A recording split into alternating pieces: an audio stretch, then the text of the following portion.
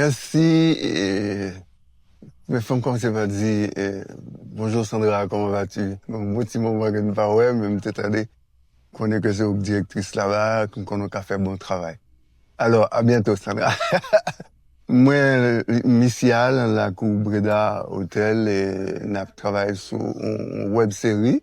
La web série, c'est un bail que nous pas forcément publié sur télévision, mais on a publié pour aussi le plus de monde possible Kawel à partir de le fait que en français aussi parce que nous attaquer ça s'appelle Haïti à tout moment me dit m'a pas dit encore pour nous montrer Haïti on l'autre gens pour nous prendre défense pays pour nous faire plaidoyer pour pays parce que j'ai l'impression que plaidoyer a pas fait et que même s'il fait faut le fait à 10 à exposant 10 à exposant 20 à exposant 30 à exposant 50 même pour que y ait des retombées positives pour Haïti. Et web série ouais, c'est parce que tout le monde est connecté, tout le monde est www. Donc m'oblige à www. Tout, mais ça ne veut pas dire que ni TikTok ni réseaux sociaux non. Il y a trop rance les réseaux sociaux par contre. Il est utile parce que le cap servi nous pour nous défendre, pour nous faire plaidoyer pour payer nous, pour nous faire plaidoyer pour la qualité.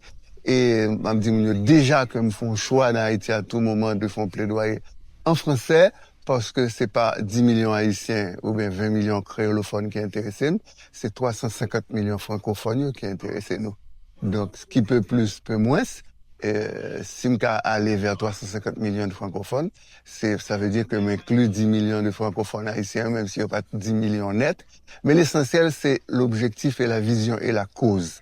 La vision, c'est aller ratisser large, aller le plus loin possible l'engagement que nous gagnons en tant qu'artistes, pour nous, en tant que créateurs, pour nous défendre valeurs, nous, cause, nous, identité, nous, malgré schisme, malgré clivage, malgré yin-hang, malgré petit haine, petit jalousie qu'a gagné de part et d'autre, ça existe dans la vie, ok, Racine et Corneille, on en reviendra toujours.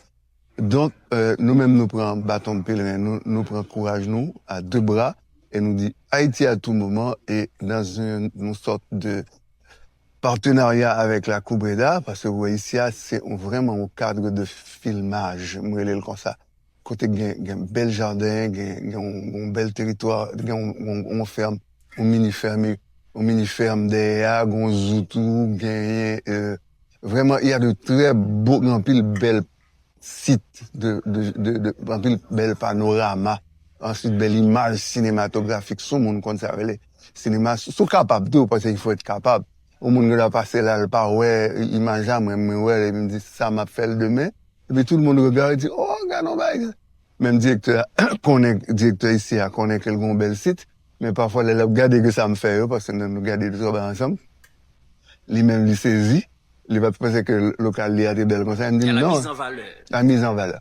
Mise en valeur, non seulement ça me déclare les physiques là, géographie physique là, mais géographie humaine et géographie intellectuelle et géographie littéraire là, tout, ok? Parce que les textes sont bien écrits, bien servis, tout le monde le dit, et les acteurs apprennent beaucoup de moi, ils sont contents. Et moi, content, je suis toujours content de pays, moi, même si le pays m'apprend baf, même si le pays m'apprend pile gros coup de pied ces jours-ci.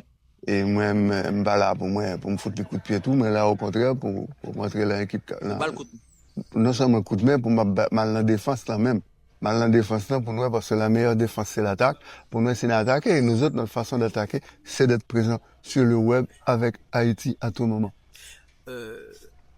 Félix Supri, acteur, directeur d'acteur, producteur. À qui vous regardez Port-au-Prince jeudi? Ah, qui regarde Port-au-Prince, Port-au-Prince égale Haïti, donc presque me qui regarde Haïti, avec un jet éclairé et mon jet cap plein.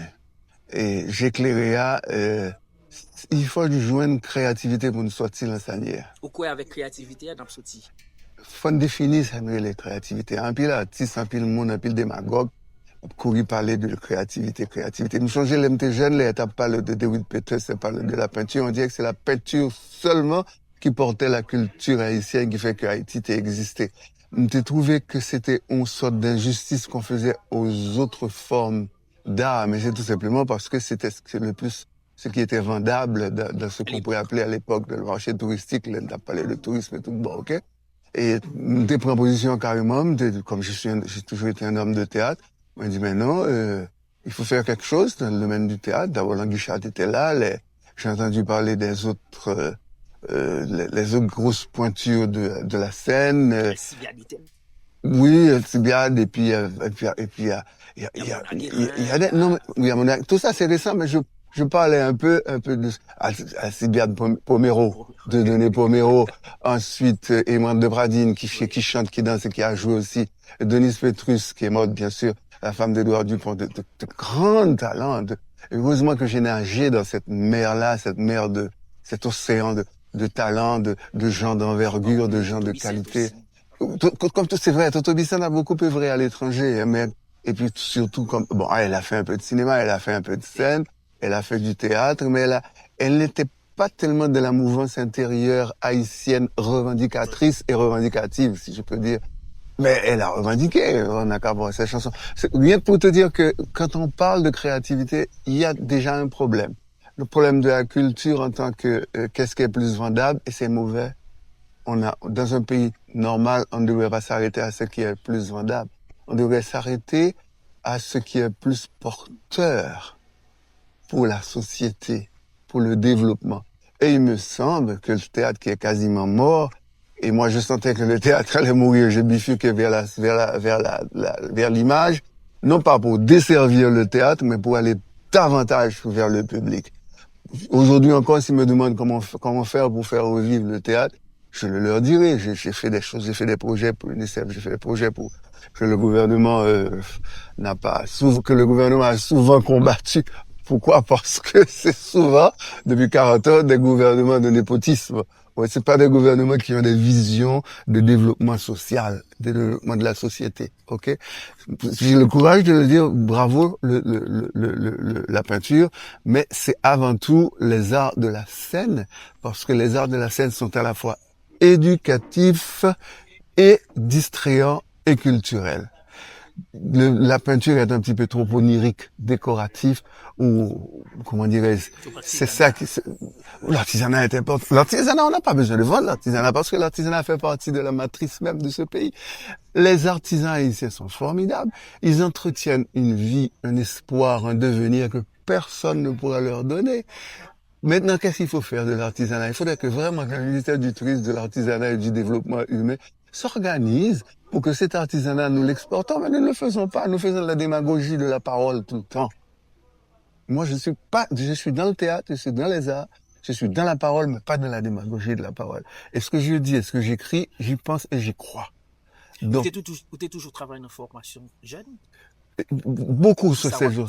Jeune aujourd'hui, au niveau de la scène, au niveau du cinéma aussi, est-ce que son métier, il a embrassé?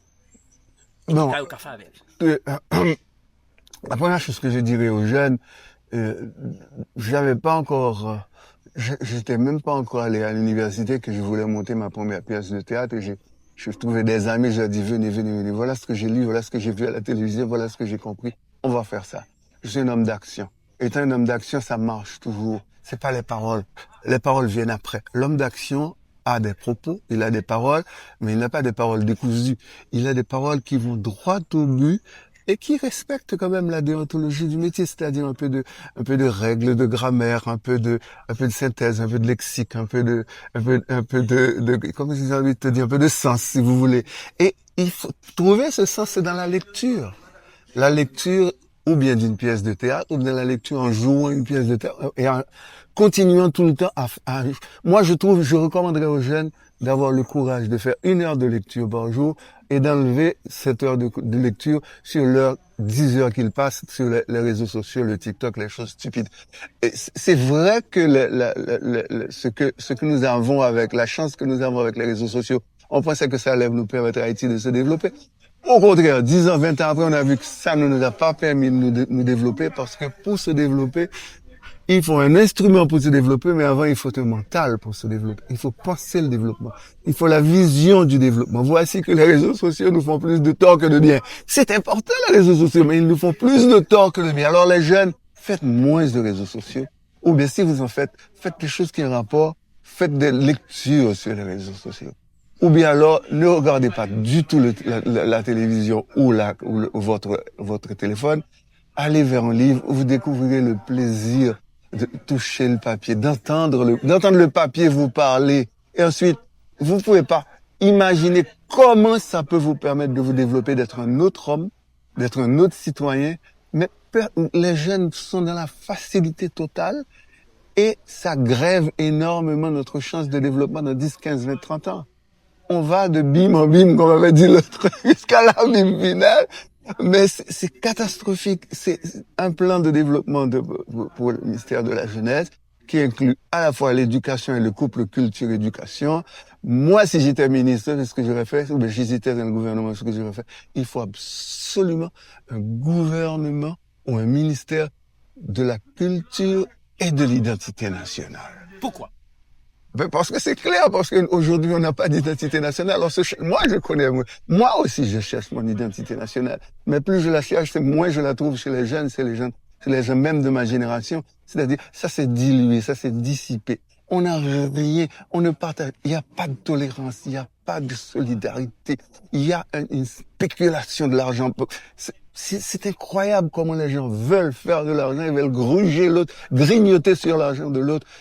On ne peut pas vivre comme ça. C'est pour ça que nous sommes si mal lotis, que nous avons des routes défoncées, que nous avons des dirigeants qui ne tiennent qu'à leur poste.